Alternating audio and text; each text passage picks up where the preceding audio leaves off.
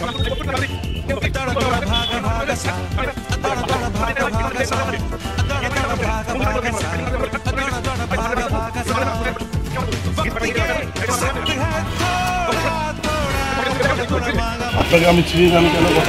আমাকে চেনেন না?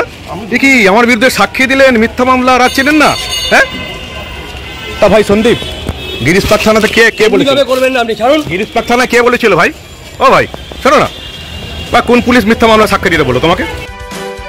দৌড়া দৌড়া ভাগা ভাগাসা, সবে তো খেলা শুরু হয়েছে, এখনই দৌড়ে পালাচ্ছে। মানব গুহর বিরুদ্ধে মিথ্যা সাক্ষী এবং মিথ্যা অভিযোগ করতে এসেছিল, এখন সেই মানব গুহকে দেখেই ভয়ে ছুটে পালাচ্ছে। বন্ধুরা, আমি আপনাদের বলেছিলাম যে কলকাতা পুলিশ যে সমস্ত সাংবাদিকদের বিরুদ্ধে মিথ্যা মামলা করছে, তাদের খেরুদে দিয়ে মিথ্যা সাক্ষ্য দেওয়াচ্ছে, এই যুগ এবার শেষ করতে চলেছে। এই যুদ্ধটা এতদিন নিজের ব্যক্তিগত যুদ্ধ ছিল, এবার এই যুদ্ধটা আমি সবার হয়ে লড়বো, সিভিক সোসাইটি করছি। আমি আপনাদের বলেছিলাম এই যে গিরিশপাক থানায় কলকাতা পুলিশ আমার বিরুদ্ধে যে কেস করেছিল, আপনারা সবাই জানেন, ইকবালপুর মোমিনপুরে সাম্প্রদায়িক দাঙ্গা হয়েছিল, এবং আমি এটা ভিডিওতে দেখিয়েছিলাম, বলেছিলাম যে ইকবালপুর মোমিনপুরে সাম্প্রদায়িক দাঙ্গা হয়েছিল। এবং আজ থেকে 3 বছর আগে এই সাম্প্রদায়িক দাঙ্গা এই শব্দটার সঙ্গে এই পশ্চিমবঙ্গের মানুষ খুব একটা পরিচিত ছিল না, কারণ মিডিয়া এবং এই রাজ্যের বিখ্যাত সাংবাদিকরা এগুলোকে এখনো বলে বেড়ায় গোষ্ঠীদ্বন্দ্ব। বলেছিলাম তাই কিছু তৃণমূল নেতার গোসা হয়েছিল, বড় তৃণমূল নেতা, তারা গিরিশপাক থানাকে দিয়ে আমার বিরুদ্ধে মিথ্যা মামলা করেছিল। আমি এটাও ছবিতে দেখিয়েছিলাম যে কিভাবে ইকবালপুর থানাটা কয়েক ঘন্টার জন্য দখল হয়ে গিয়েছিল, কলকাতা পুলিশের অফিসার এবং কর্মীরা ভয়ে পালিয়ে গিয়েছিল ইকবালপুর থানা ছেড়ে। পুলিশের গোসা হয়েছিল, তৃণমূলের গোসা হয়েছিল, সাংবাদিক মানব গুহর বিরুদ্ধে মিথ্যা মামলা করেছিল। ব্যাংসাল কোর্টের একজন তৃণমূলপন্থী বিচারকের সহযোগিতায় প্রায় 14 দিন পুলিশ হেফাজত এবং 7 দিন জেল হেফাজত আমাকে কাটাতে হয়েছিল। কিন্তু আমি যে ছাড়বার বান্দা নই, এটা মনে হয় কলকাতা পুলিশ তখন বুঝতে ভুল করেছিল। 2.5 বছর পর মিথ্যা মামলা সাজাতে না পেরে সেই কলকাতা পুলিশ এই মামলা ছেড়ে পালিয়েছে মানব গুহকে ক্লিন চিট দিয়ে।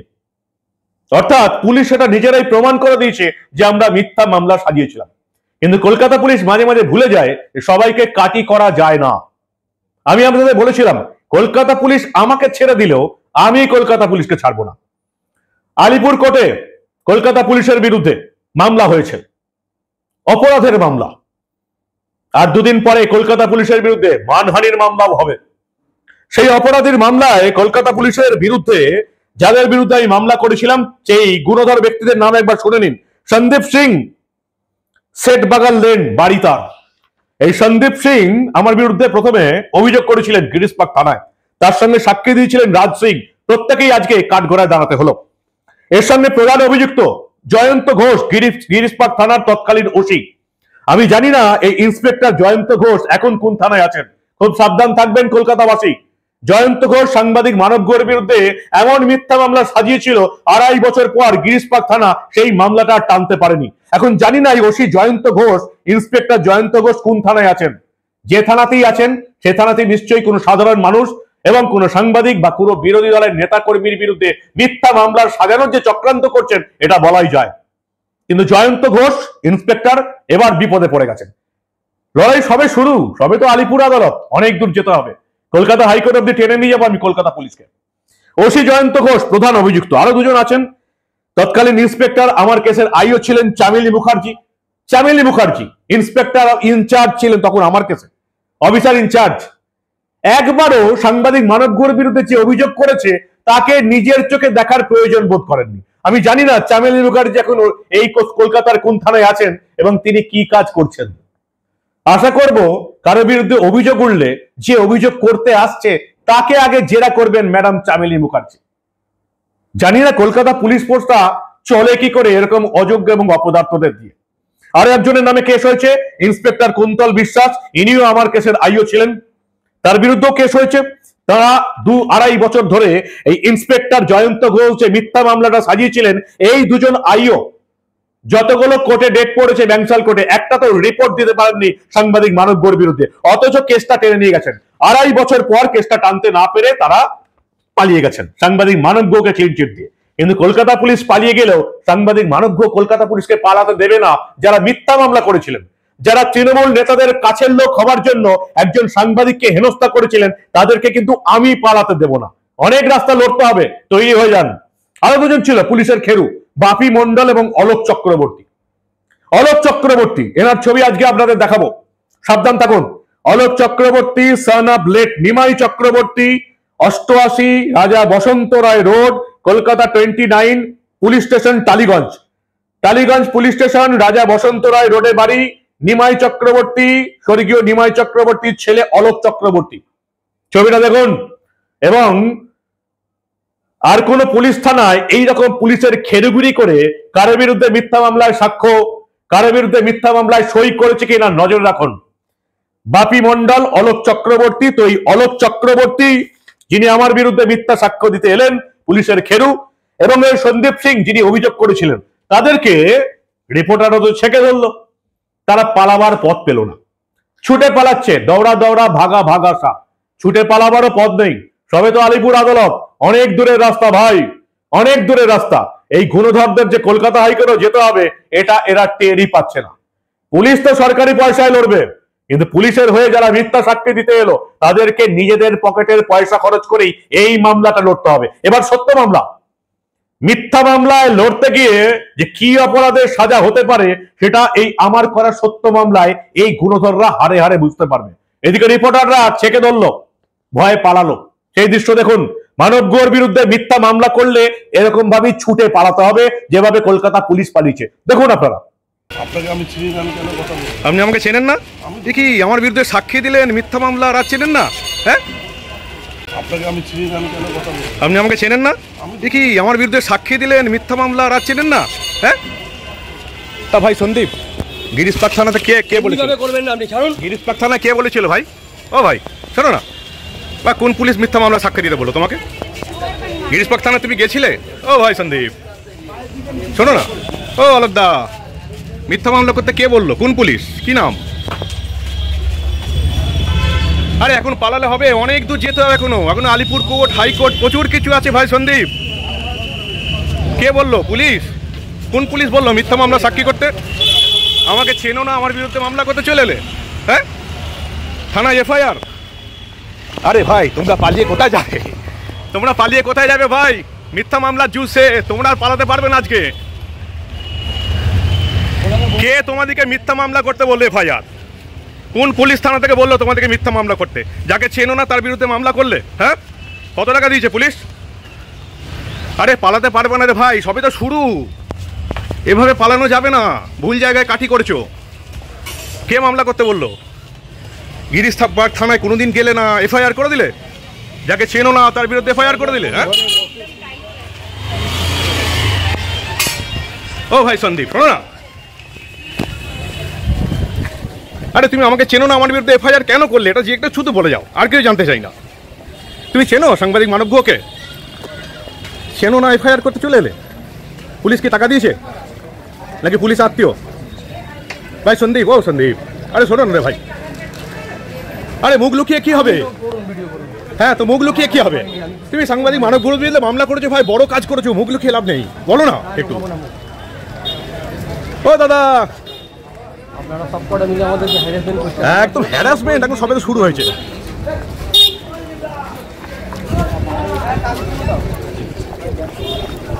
দাদা শুনুন না, শুনুন না, আরে একটু বলুন না আমাকে, মিথ্যা মামলা করতে কে বললো? একটু বলুন না। ও দাদা একটু বলুন না। আপনি মিথ্যা মামলা করলেন, সাংবাদিক মানবগুয়োর বিরুদ্ধে, চেনেন না? প্রচুর ভাবে হ্যারাসমেন্ট করছে, রাস্তায় যেতে দিচ্ছে না। ওদিকে জিজ্ঞেস করুন, এখানে কেন? ওদিকে জিজ্ঞেস করুন না, এরা ঢুকে পড়ছে তো। ফোন করে এইভাবে করলে কি করে হবে? আমরা শুধু একদম হ্যাঁ হ্যাঁ, আপনি থানাতে কমপ্লেন করুন, থানাতে কমপ্লেন করুন। আপনি চলুন, আপনি থানাতে কমপ্লেন করুন, আপনাকে হ্যারাসমেন্ট করছে।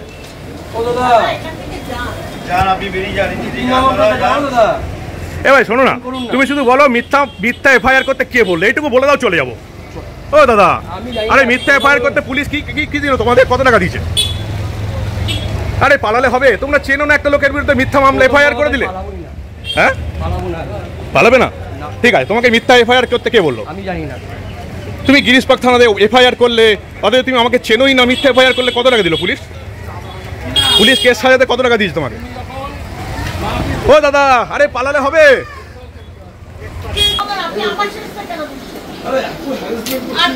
ফোন করো তো, এইভাবে করলে কি করে হবে? আমরা শুধু একদম হ্যাঁ হ্যাঁ, আপনি থানাতে কমপ্লেন করুন।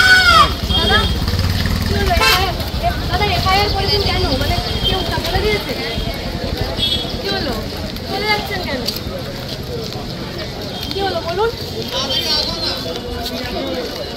কথা বলছেন না কেন? দেখতে পাচ্ছেন আপনারা, কোনো উত্তর নেই। আমরা প্রশ্ন করার চেষ্টা করলাম, তাও কোনো উত্তর নেই। কি হলো দাদা? উত্তর না দিয়ে চলে যাচ্ছেন কেন?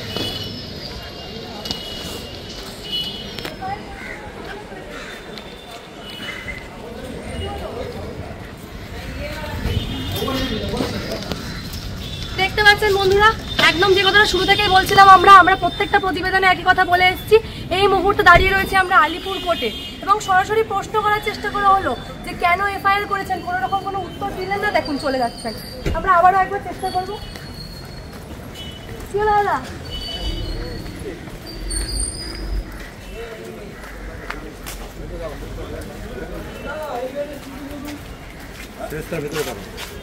একেবারে দেখতে পাচ্ছেন দুজনেই আছে ওখানে।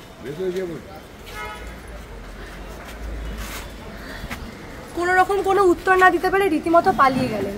একেবারে আমরা যে ঘটনা দেখতে পেলাম এই একেবারে শুরু থেকে, যে ঠিক কোন অপরাধে এই ঘটনা মানে কেন এফআইআর করা হয়েছে তারই উত্তর নেই। এরূপ ঘটনা আমাদের রাজ্যে হয়তো দেখা যায়, যে ক্ষেত্রে আমরা দেখতে পাচ্ছি সাংবাদিক মানব গুহর বিরুদ্ধে নাকি তারা এফআইআর করেছেন, কিন্তু কেন এফআইআর করেছেন সেটাই বলতে পারছেন না। তাহলে কি কোথাও কি ধরে নিতে হবে ঘটনাটা শিখিয়ে দেওয়া? কারণ একটা মানুষ যদি কোনো অপরাধের জন্য এফআইআর করে থাকেন, আপনি আমি যদি কোনো সমস্যায় পড়ি বা আমাদের যদি কোনো ক্ষতি হয়, আমরা এফআইআর করলে আমরা বলতে পারবো না আমরা কেন এফআইআর করেছি? আমাদের মনে তাহলে ভয়টা কিসের? তাহলে সেই প্রশ্ন থেকেই যাচ্ছে। সরাসরি আপনাদের সামনে সমস্ত তথ্য আমরা তুলে ধরলাম, সরাসরি আলিপুর কোর্ট থেকে কি হলো আপনাদের দেখালাম, কিভাবে উত্তর না দিয়ে তারা পালিয়ে গেলেন। এই পালিয়ে দেওয়ার কারণটা আশা করি আপনাদের বুঝিয়ে দিতে হবে না, কারণ আপনারা জানেন আমরা আপনাদের সামনে সমস্ত সত্য ঘটনা এবং তথ্য তুলে ধরি। ফলে এই যে ঘটনাটা ঘটলো সেটাও আপনাদের পরিষ্কার দেখালাম যে কিভাবে উত্তর না দিয়ে চলে যেতে হলো, কেন উত্তর না দিয়ে চলে যেতে হলো, এর উত্তর নিশ্চয়ই আপনারাও জানেন। এই ধরনের সমস্ত খবরের জন্য আপনাদের এরকম সত্য খবর দেখাতে থাকবো, তার জন্য দেখতে থাকুন দ্য নিউজ বাংলা। সন্দীপ সিং আমার বিরুদ্ধে মামলা করেছিলেন, আর এই অলোক চক্রবর্তী যিনি সামনে যাচ্ছেন, অলোক চক্রবর্তীর আবার টালিগঞ্জে বাড়ি। এই লোকটির ছবি ভালো করে দেখে রাখুন। আমার মনে হয় কলকাতা পুলিশ বিভিন্ন থানা একে দিয়ে আরো বিভিন্ন মিথ্যা মামলায় সাক্ষ্য দেয় এবং সই করায়, আমার যতটুকু ধারণা। তবে এই যে বাকি নামগুলো, সন্দীপ সিং যারা আজকে অ্যাপিয়ার হতে বাধ্য হলো, কাঠঘোড়ায় উঠতে বাধ্য হলো, রাজ সিং যারা আমার বিরুদ্ধে সাক্ষী দিল, তিনজন পুলিশ অফিসারের নামে আমি কেস করেছি। ওসি জয়ন্ত ঘোষ, চামেলি মুখার্জি, কুন্তল বিশ্বাস। কলকাতার যে যে পুলিশ স্টেশনে আছেন আপনারা যদি এদিকে চিনতে পারেন সাবধান হয়ে যান। মিথ্যা মামলায় এদের কিন্তু হাত যশ আছে। তৃণমূল নেতানেত্রীদের খুশি করতে এরা সবচেয়ে বেশি চান এবং এই জন্য কোনো মানুষের বিরুদ্ধে মিথ্যা মামলা করতেও এদের হাত কাঁপে না। জয়ন্ত ঘোষ ওসি ছিলেন গিরিশপাত, মিথ্যা মামলা করেছিলেন সাংবাদিক মানব গুহর বিরুদ্ধে। এই ওসি জয়ন্ত ঘোষ যে থানাতেই আছেন সেই থানাতেই এখনো যে মিথ্যা মামলা করছেন বলে দেওয়ার অপেক্ষা রাখে না, একেবারে তৃণমূলের চটি চেপে চলেন, তাছাড়া কোনো উপায় নেই এদের। কিন্তু বাকি যারা আছেন, সন্দীপ সিং, রাজ সিং, বাপি মন্ডল, অলোক চক্রবর্তী, এরা কোথায় যাবেন? এদেরকে নিজের পয়সাতেই লড়তে হবে।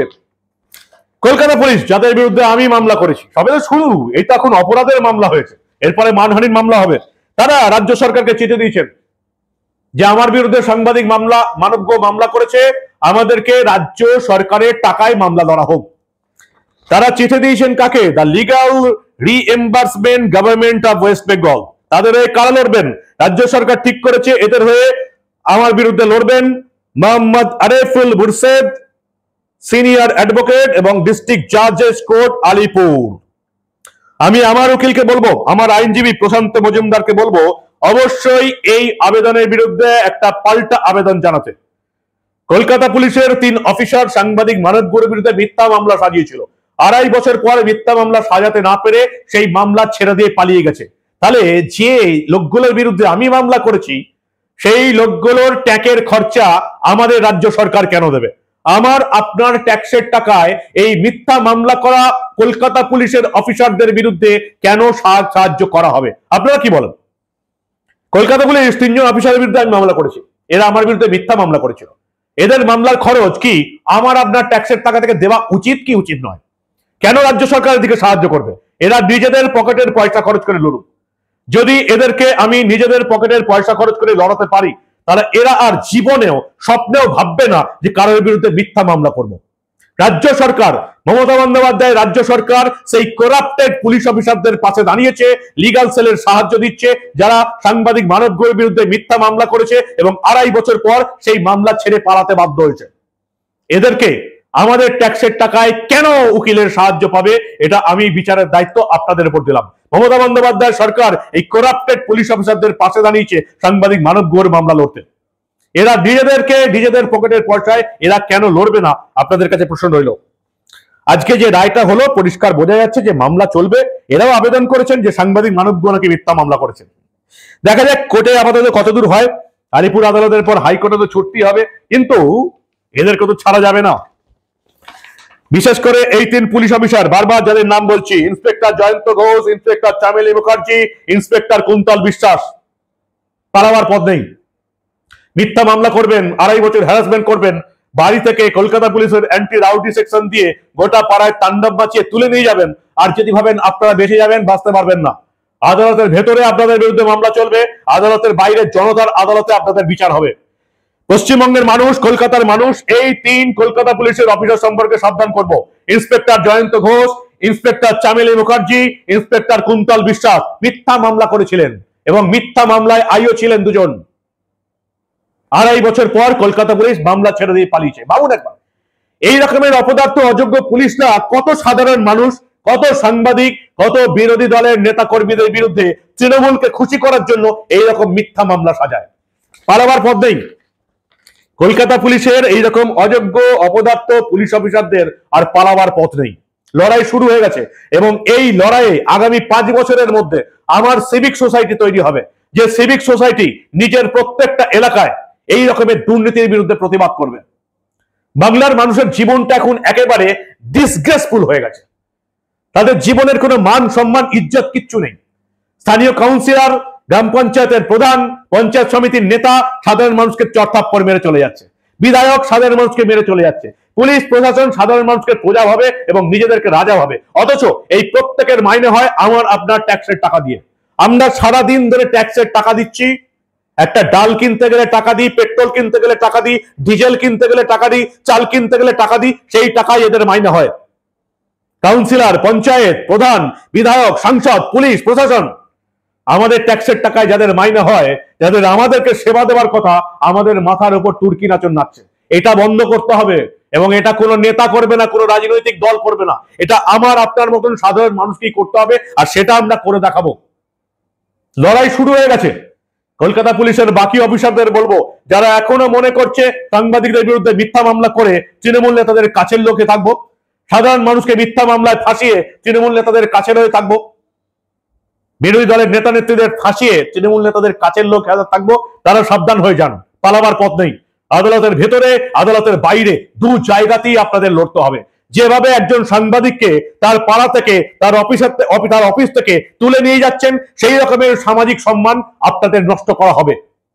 ধর্মযুদ্ধ, এবং এই ধর্মযুদ্ধে যে কোনো রকম স্টেপ নিতে সাংবাদিক মানব এক চুল এদিক ওদিক করবে না। আপাতত খেরুদের দেখালাম আপনাদের, এই পুলিশ অফিসারদের ছবিও আমি আপনাদের দেখাবো, যারা আমার বিরুদ্ধে মিথ্যা মামলা করে 2.5 বছর পর সেই মিথ্যা মামলা সাজাতে না পেরে পালিয়ে গেছে। এরা আমাদের ট্যাক্সের টাকায় এদের মাইনেটা হওয়াই উচিত নয়। এই অযোগ্য অপদার্থদের কলকাতা পুলিশ ফোর্সে কোনো স্থান নেই। আপনারা কি বলেন? এই লড়াই আমি একা শুরু করেছি। আমি জানি এর পেছনে, আমার পেছনে আরো 10 জন, আরো 100 জন আসবে। তবে এরা সোজা হবে। এদেরকে সিধা রাস্তায় আনতে পারেন একমাত্র আপনারা। পরিবর্তন চাই। মমতা বন্দ্যোপাধ্যায় সরকারের পরিবর্তন, এই অযোগ্য অপদার্থ চোর দুর্নীতিবাজ সরকারটার পরিবর্তন এবং সিস্টেমের পরিবর্তন। সরকারের পরিবর্তন আনতে পারবেন আপনারা ভোটাররা, কিন্তু এই সিস্টেমের পরিবর্তন কোন নেতা নেত্রী, কোন রাজনৈতিক দল আনবে না। সেই সিস্টেমের পরিবর্তন আনতে হবে সাধারণ মানুষকে, এই রাজ্যের সিভিক সোসাইটিকে, যেটার শিরদাঁড়া একেবারে বাঁকিয়ে দিয়েছে মমতা বন্দ্যোপাধ্যায় সরকার, যার শিরদাঁড়া সোজা করার লড়াই আমি শুরু করেছি। কি বলেন আপনারা? আপনাদের মূল্যবান এবং গুরুত্বপূর্ণ মতামত জানান দা নিউজ বাংলার কমেন্ট সেকশনে। সাংবাদিক মানব গোর লড়াই চলবে। কোন পুলিশ, কোন বিধায়ক এই রকমের নোটিশ পাঠিয়ে, এফআইআর পাঠিয়ে, জেল খাটিয়ে সাংবাদিক মানব গুহকে এক চুল নিজের জায়গা থেকে নড়াতে পারবে না। দেখতে এখন দা নিউজ বাংলা। আমরা আবার এই রাজ্যে ঘটে যাওয়া এই ধরনের অনেক ঘটনায় চেপে রাখতে দেব না।